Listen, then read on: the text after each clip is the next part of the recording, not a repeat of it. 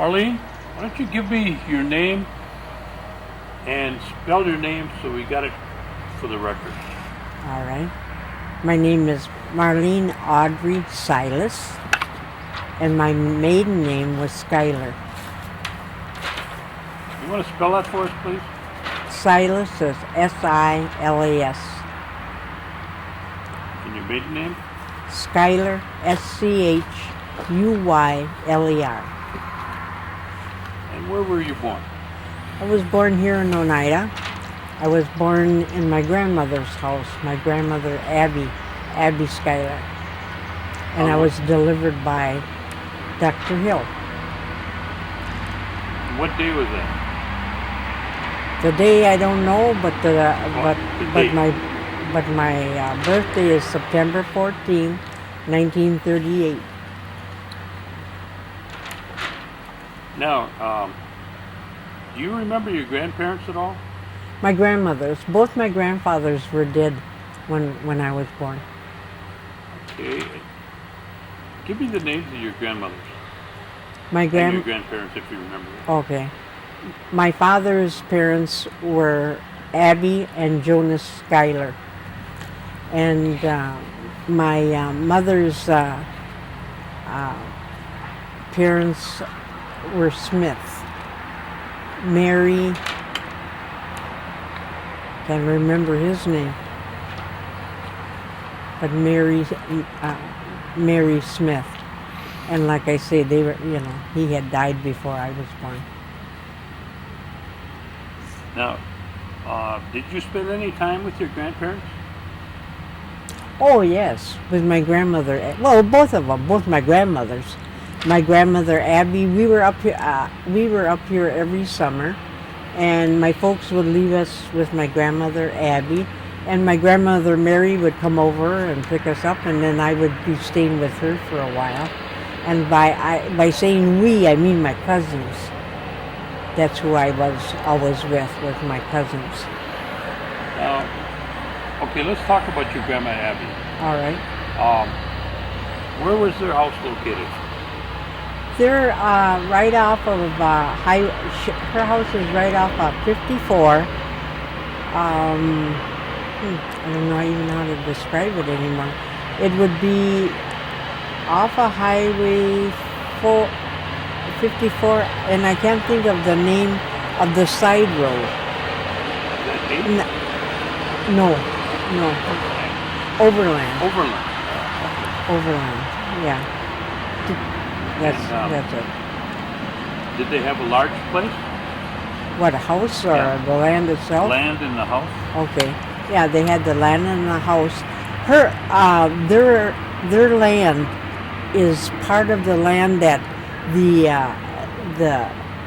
Oneidas originally got when they were moved here from out east. That's still part of the original land. The land that the house stood on. Then my grandfather built the house once they were married, and then they moved out here. Do you recall?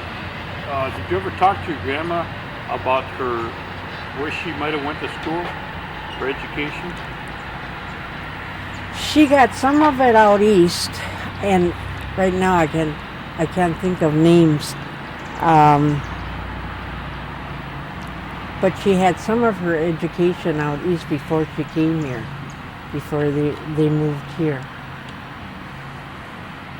And I really can't say. Did she work out of the house, or was she pretty much a homemaker?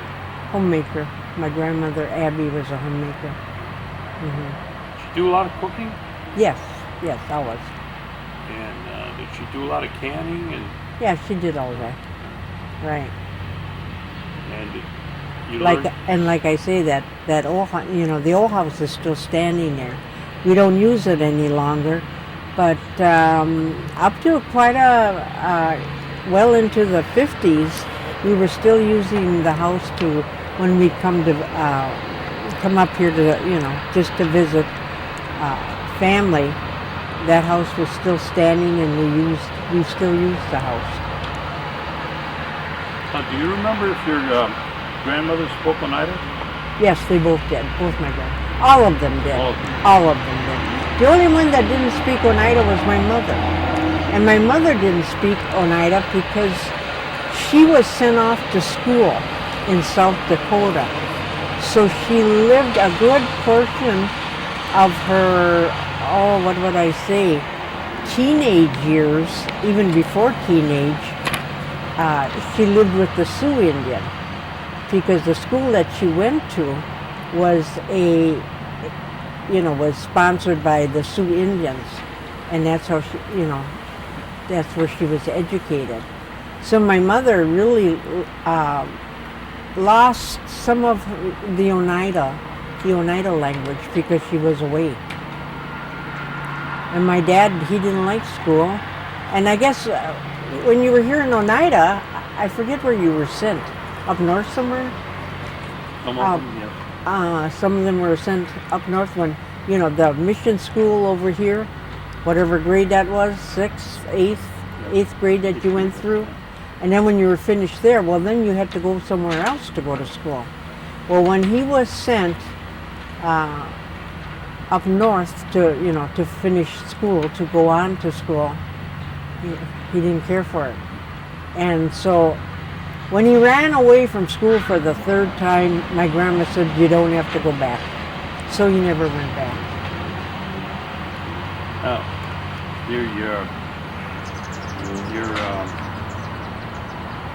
your mother and dad now, what kind of work did your dad do? My dad, he was a machinist. He got a job at Press Steel Tank that was right across from Alice Chalmers. And he got in there, and he learned the trade while being there, while working there. They taught him the trade. So he became not a machine operator. There's a difference. Not a machine operator. He was a machinist. And that's where he worked there all his life then. That's where he worked.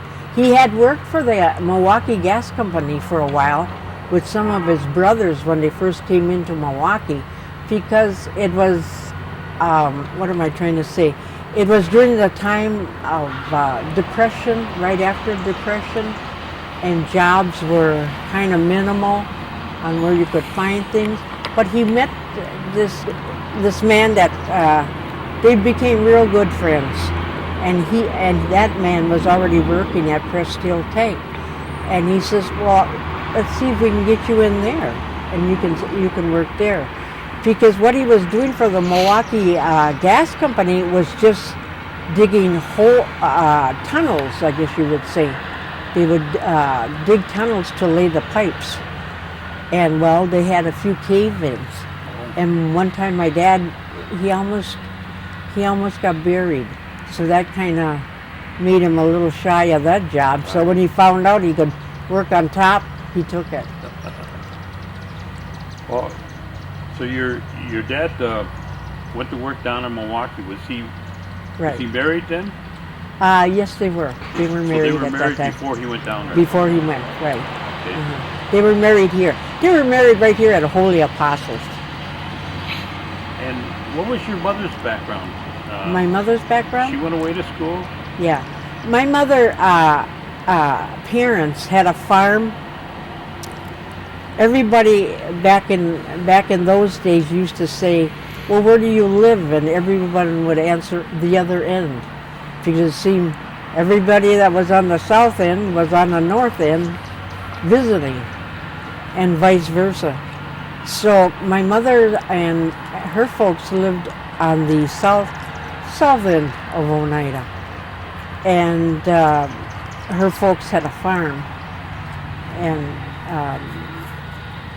that's how, Did they belong to the Methodist Church, Episcopal Church too? Well, my grandmother, my mother's mother is named Mary, and her father is Father Hill from the Episcopal Church. That was my grandmother Mary's father. Hill.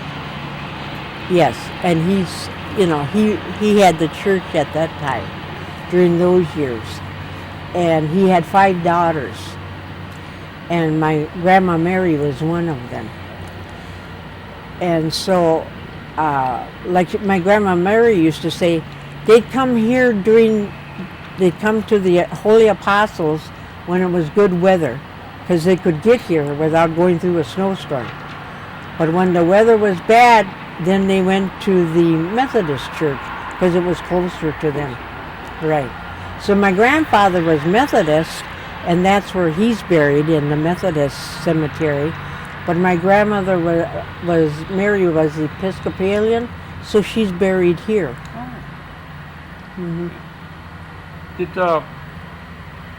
Did your mother and father or your grandparents tell you many stories about Cornelius Hill? You know, the priest? That many stories? No, I would say no. No, I would say no.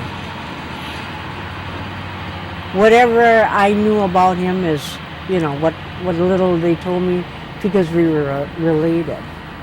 Yeah. Telling me that, well, that's your grandfather. So that's what I knew. But nothing that I can think of right now, I see. Of him. Did they ever have any pictures or Yes. any of his writings? His writings, I don't know. I really couldn't say. The person there that might know that would be Woody Webster, because his mother's Josephine, and Josephine and my grandmother Mary are sisters. So that makes you first cousins to so that's how we're Woody. related. Okay. We're really, I'm second cousin to Woody. My mother would be Okay, first that's cousin to him. Right. But he might have more information. Woody might have more information. Now, when your mother was, after they got married, did she stay home or did she work out Later years she worked out. when the kids were home? Right. Later years. How many were in the family? In our family? 4 of us. There's 4 of us. Girls. 4 girls. You want to give me the names? Oh, sure. My sister Sandra Marie, and then I got twin sisters, fraternal sisters. There's Geraldine, we call her Jerry. Geraldine Josephine. Josephine comes from Woody's mother. That was her name, Josephine. And my mother named her that because she didn't have any girls. So to carry her name, she named one of her daughters Josephine. And then the other one is Bernadine Janice. We have a... Oh yeah. You got it good. This would be your... This man here is my great-grandfather. And his name? Cornelius Hill is my great-grandfather. And he was the first Oneida priest? Yes, right. First Oneida priest here. Okay. In Wisconsin. Not just here in Oneida, but here in Wisconsin. Good. Okay. Uh-huh. You can continue, Gordon. Okay. Okay, thank you, Father.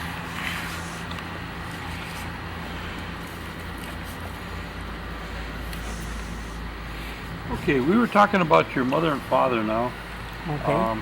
They got married here. Here at the this church, church. Holy Apostles. And then they No moved- work here. There was no work, and even farming was, the way I understood it during their time, was very difficult around here. But a lot of the Oneidas did stay here and still farmed. But my dad had gone into Green Bay and decided that he'd go to Milwaukee. He had a better chance of making a better, livelihood for them. And I was the only child they had at the time, but I guess my dad just didn't see any future here, even in farming for himself.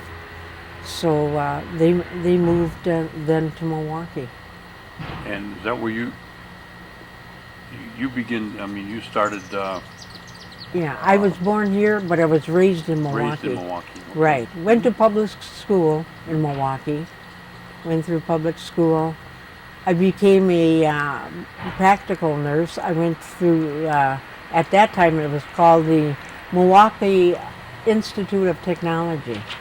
And then years later, when I was working as a nurse, I took classes, got as far as being a junior at the University of Wisconsin in Milwaukee.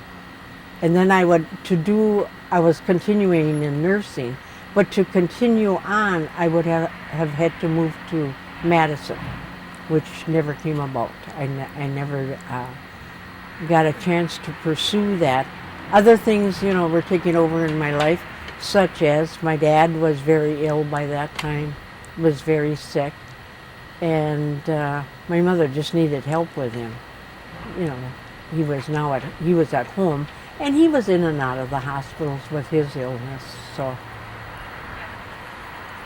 you stayed So around. So I stayed in around. Milwaukee. Yeah, right, Mhm. right. And then where did you work after you left there? What, in Milwaukee? No, the place where you were working in? Oh, okay. I was in nursing, so I worked the hospitals. I worked at Mount Sinai Hospital, which I enjoyed. I enjoyed that. I worked there for some time, quite a few years before I got married, What So- year did you get married? We got married in 1976. 76. Yeah. And who did you marry? My husband's name is Dewey Roger Silas. Okay. And what did he do at the time? Dewey was working at a foundry, and he was a machine operator. That's what he was doing at the time.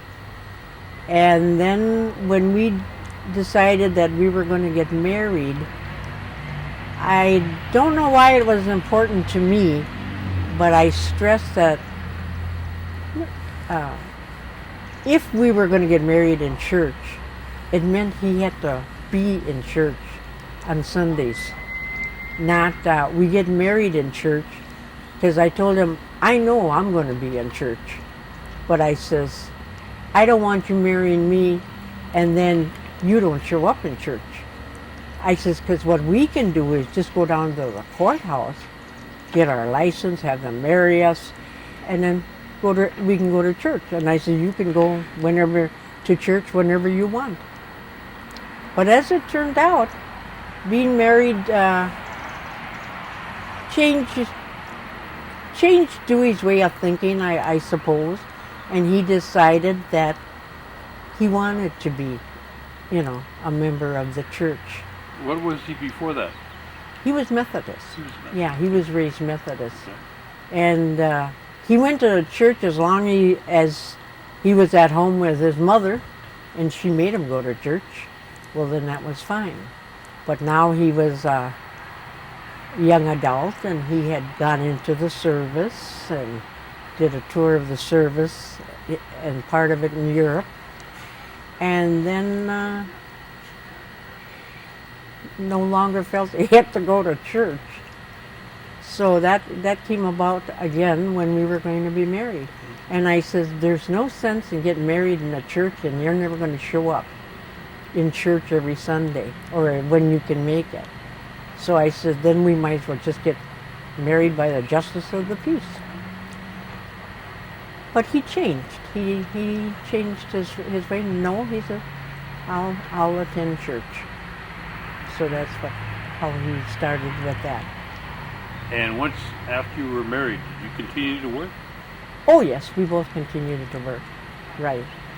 Dewey has been married before, so he has children from previous marriage. So we had to take care of those children, and financially, and plus go see them, and when he could. So, yeah.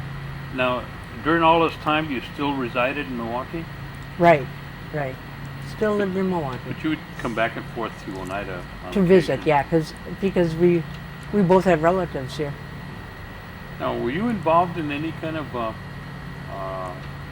activities down in Milwaukee outside of your work? Like hobbies or recreation kind of thing? Or? Oh, I see.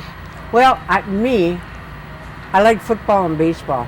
Okay. So we got a stadium. So whenever I could, went to see the games, and whenever I could get tickets, I came here to see the games. But one thing about coming here is I may not have had tickets for the games during those years, but at least I could go see the Green Bay Packers, practice. So I used to be there for them. Oh. So I take it you're a Green Bay Packer fan. Yes, I have been. Long time. And then before Milwaukee even got a baseball team, my dad was a Cubs fan, Chicago Cubs fan, because we didn't have a team back in those years.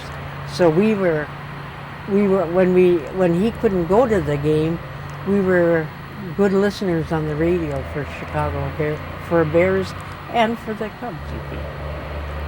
So you're a sports fan now? Yeah, I really like that. Really like that. Were you involved in any of the Indian activities? Oh yes. In Milwaukee? The powwows, that sort of thing. Oh sure.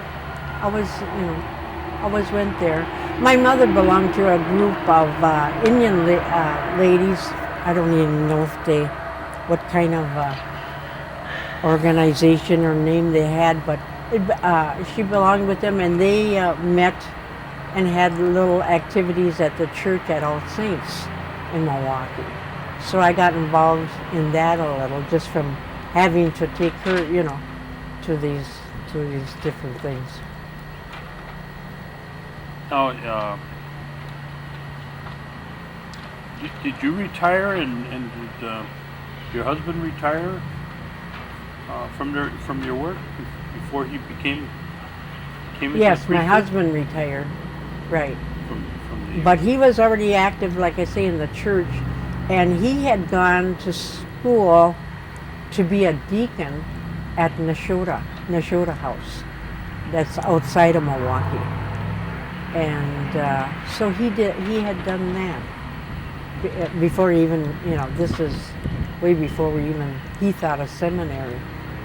And then we got a priest at our church, a new priest at our church, St. Luke's in Milwaukee, and he came and he talked to Dewey, and he said, I think it'd be great if you would become a priest. And he says, you're already a deacon, you've gone to school to become a deacon. And he said, I think that would be great if you would, go on and become a priest. So there were two locations that weren't far from us in Milwaukee. One was in Illinois, northern Illinois, and the other one was in Minnesota, where he could become a priest. So his main concern was maybe they wouldn't accept him into class, and because he didn't have the background, what am I saying, the education to get him in. Maybe that he didn't have that in order for them to accept him. But that we were proven wrong on that. They did accept that. So he went into the one in Minnesota, right outside of Minneapolis. So that's where he entered. So we had long commutes. So for a while there, we didn't see too much of each other, because it wasn't easy for me to get off of work to go see him, nor for him to, come back into Milwaukee, because there was just so much he had to do. And homework was a big factor. And we did homework over the telephone many times. And he'd call and say, I don't understand this. I says, why aren't you asking your instructors? I ask them and I still don't understand what they want. So anyway, we'd go through it, and I says, well, remember, I don't know if I'm doing you much help either. I says, because I'm not in class with you.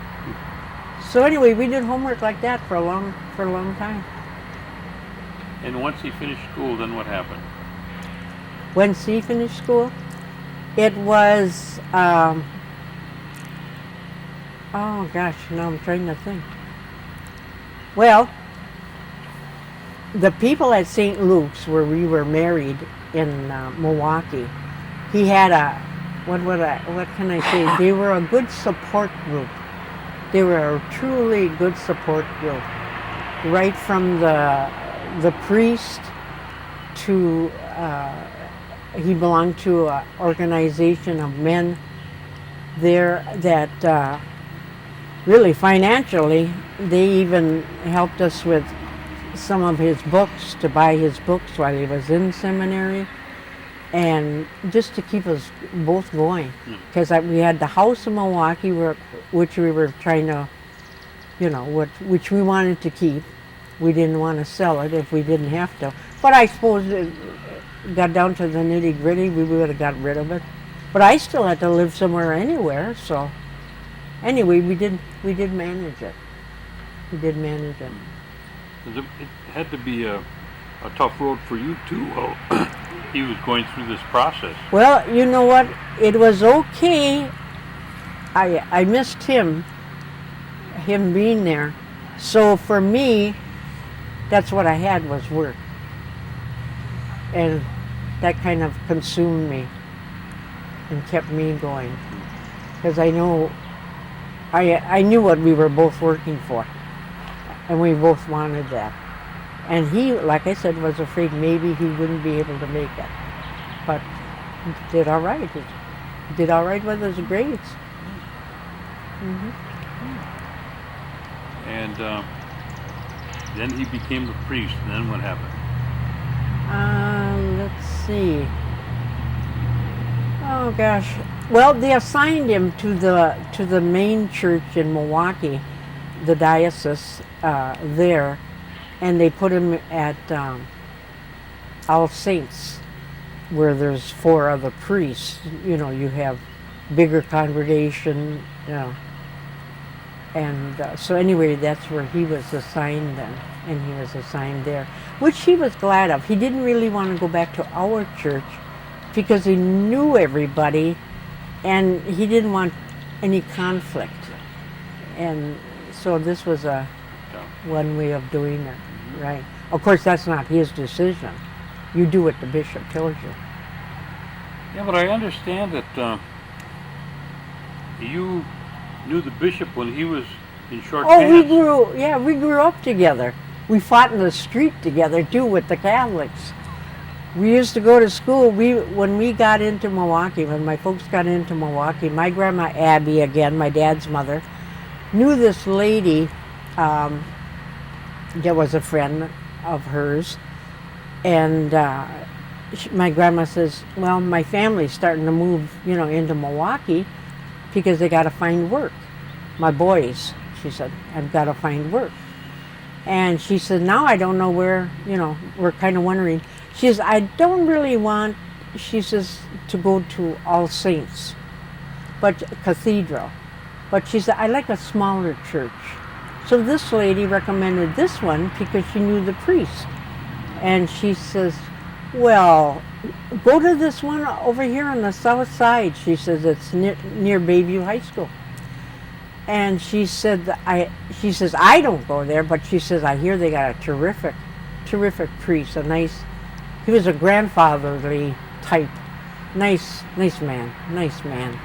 And you can't ever think that he would have ever been anything else but a priest. He was fantastic. We all liked him.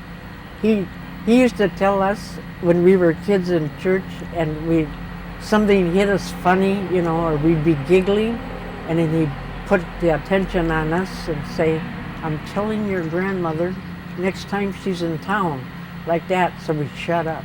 Because we knew once grandma got a hold of us, so we knew we had to behave ourselves. But that's where you got to meet the bishop now of Fond du Lac? Yes, we both belonged to Sunday school class, and that little old frame church, it was just a wooden church, had the most miserable, what do you call those heats the building, furnace. Had the most miserable furnace. It was always going out. Something was always wrong with it. You could hear it sputtering down there in the bottom of the church. And Father used to make us all go down there in Sunday school, whether we were girls or not, made no difference. You went down there and helped him with that furnace, so you'd know how. Like we were going to be in that church by ourselves. And anyway, with the boys, but he always made us go down there, and that's Bishop Russell was one of them. So we were when we were kids, and every day, every Sunday when we got out of school. Many times we took the streetcar home, which was on South Howell. But our little church was sitting on one end of this block, and the Catholic church was across the street on the other end of the block. And there was just something about having to do with being in different congregations. We'd fight. And we'd drag that fight right out into the street. Well, finally, both fathers said, our father and his father, and the Catholic's father said, we got to do something about this. So they changed the times as far as letting us out from Sunday school. We got out first, and Father told us, you be on, your bus or walking home or whatever before the others get out. So they broke us up by about 20 minutes. So they figured one of us, would be gone by that time. And that was Bishop Jacobus. He fought right with us. We all fought together. Well, you worked at All Saints, and then did you go to a different church after that, before you came up to Oneida? No, St. Luke's was our church. St. Luke's. And they had moved, they built a new church, a small church, but a new church. And that's where my husband and I were married, at St. Luke's. And he was a priest there for a time? No, deacon. A deacon. Deacon? Yeah, a deacon. Okay. And then he was a priest at All Saints? Let me think. I can't remember how that goes. Well, before he came to Holy Apostles. Yeah, he was a priest. He was a priest down in Milwaukee. Yeah, right. And how has the transition been since you've, moved here? Moved from Milwaukee up here? My husband was worried about me. I don't know why he was worried about me. I said I was probably up there, here in Oneida as much as you were, if not more. So I says, I've got no problem with it being up there. Of course, I wasn't planning to be sitting in a wheelchair either when I got here. I would prefer to be able to physically do more, because I'd like to do more in the church, and it takes more physical. They got my prayers all the time, but I'd rather be more physical.